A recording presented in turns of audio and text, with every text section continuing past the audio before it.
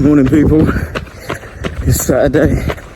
Don't know what the date is, but we're out today running 30k.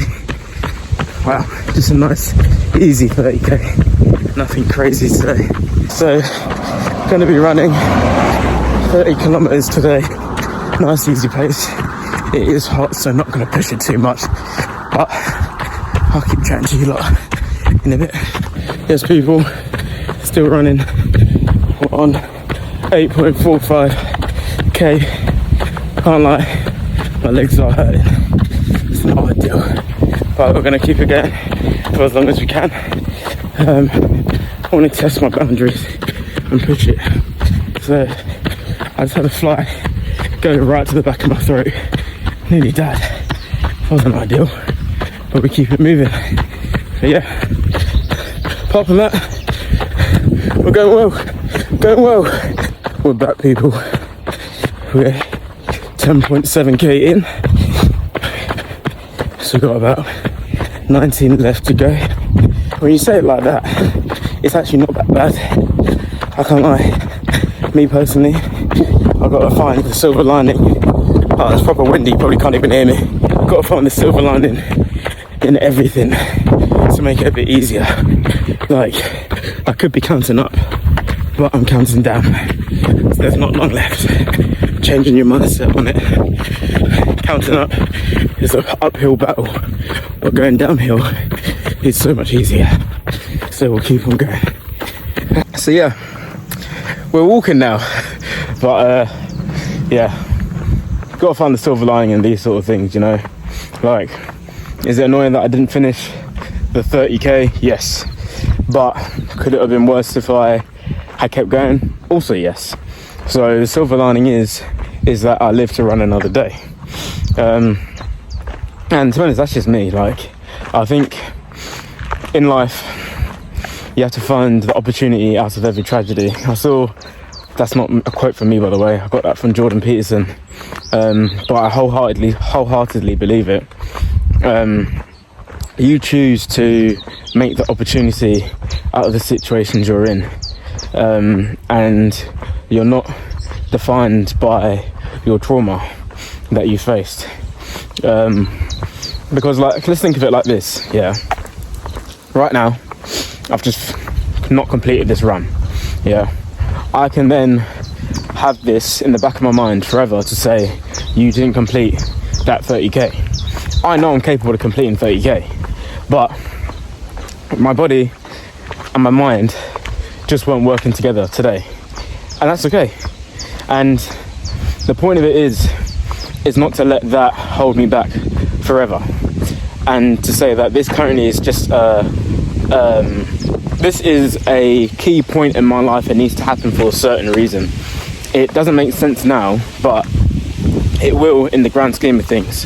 And letting your trauma control you or dictate the decisions that you make going forward, in my opinion, is the most limiting thing that you can possibly let happen to yourself, because, like, you aren't defined by the things that have happened to you, or you aren't controlled by the things that have happened to you, because the things that have happened to you are, it's in the word, have happened.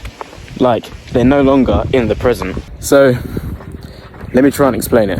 Basically, I listened to this podcast called Shits and Gigs, and on one of the episodes called Just Do It Scared, it was on their Patreon account, so you can't see it on YouTube, but if you subscribe to their Patreon, you can see this episode.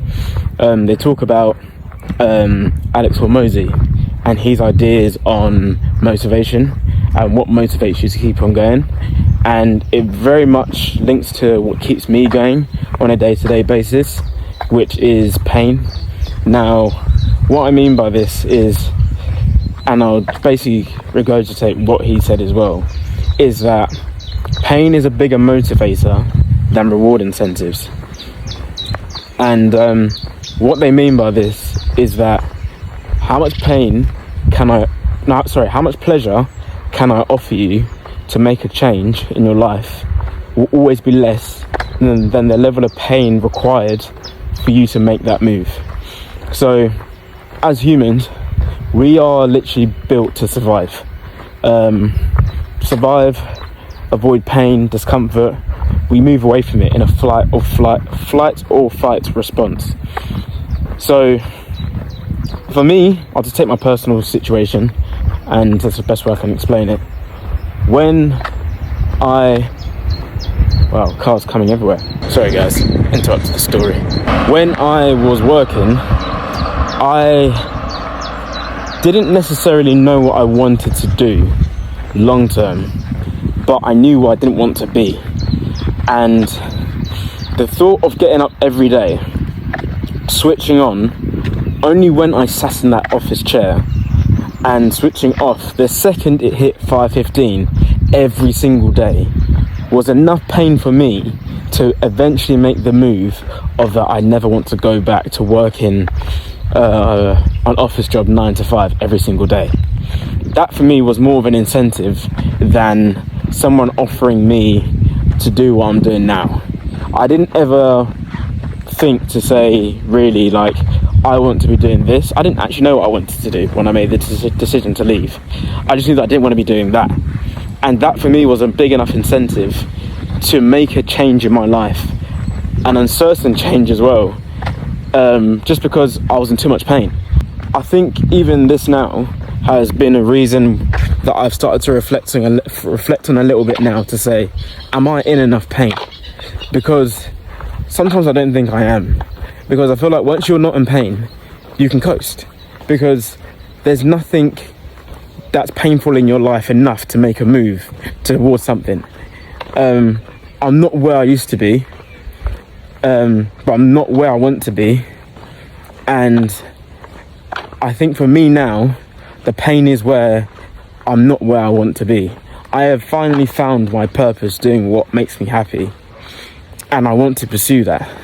And not having that puts me in a position of pain, which motivates me to go and do stuff like this, which I shouldn't actually be doing 30k today, realistically, but I was in too much pain.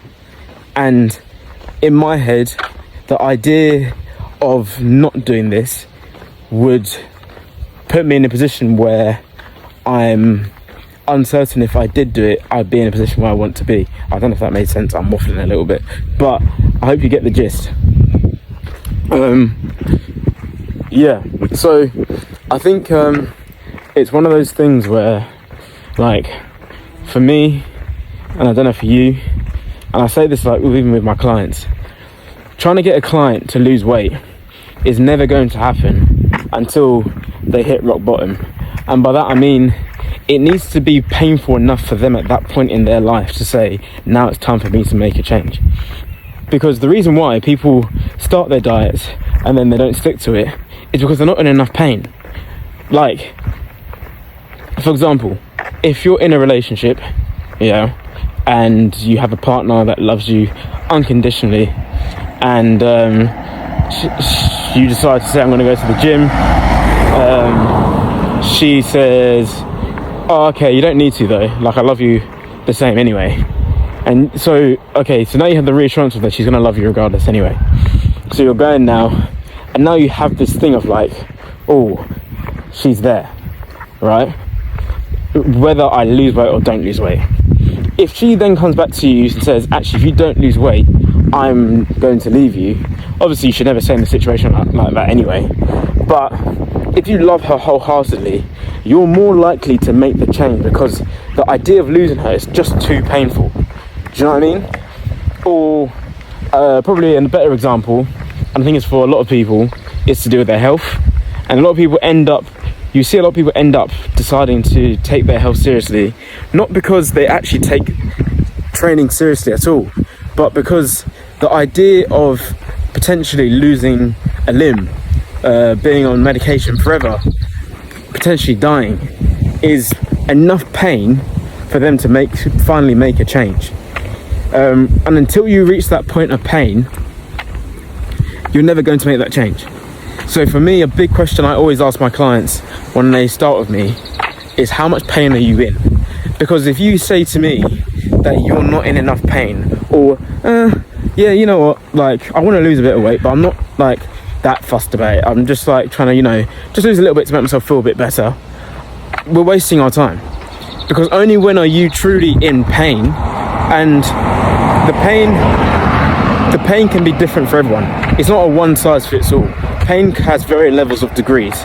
For some people it's physical, some people it's mental, it could be anything.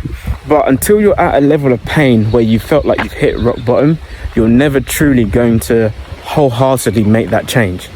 And I always say, as a coach, I can want it for you, but I can't do it for you. Do you know what I mean? Like, I just can't. So yeah, ultimately that's what I believe in terms of motivation, in terms of what keeps me consistent, or try to at least. Like, the idea of being able to have this channel for you lot to see and witness what's going on is not actually the reason why I have the channel.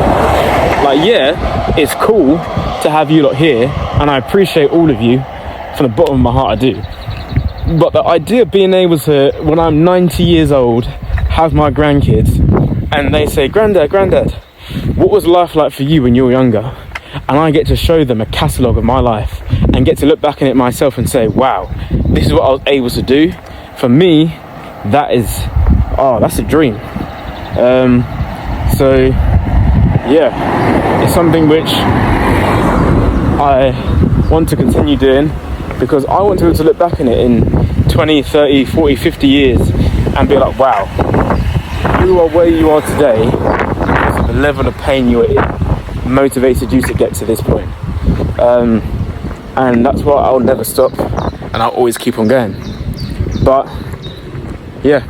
Yes, people, so that was my attempt at 30k.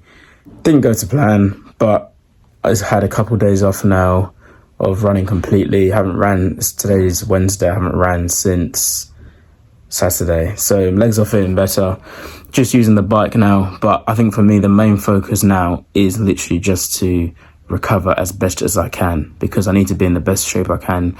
I feel like I'm in good shape, to be honest with you. I feel fit, I feel healthy. But yeah, for this half marathon, the legs need to be working together to get me over that finish line under 125. So it's just looking after myself now between now and then, and I'm going to do whatever I have to. If it means rest. And sometimes I think it's important to listen to your body, not go quicker than you need to, because there is the temptation to want to go quicker than your body is allowing you to go at that current point in time. And I feel like this time around I really need to listen to my body. So yeah, a couple of days off, but been a pleasure having you lot here. Loving making the content for you guys, I can't lie. Again, if there's anything you'd want to see training wise, want me to talk about, anything, just drop a comment in the comment section asking me whatever you want me to do. I'm more than happy to do it. And yeah, and also, yeah, like I said, don't forget to like, subscribe. Apparently you have to hit a notification bell, something like that. Yeah, but appreciate you lot for being part of this journey. And for me, being able to look back on this journey in 20 years time, it's going to be incredible to watch. So I'm really proud and, you know, really lucky to have you lot here to be part of it, because yeah, I think it's incredible to be able to make your own story and make your own movie. And so if you're thinking about making content, make your content. Don't wait for no one. In a bit.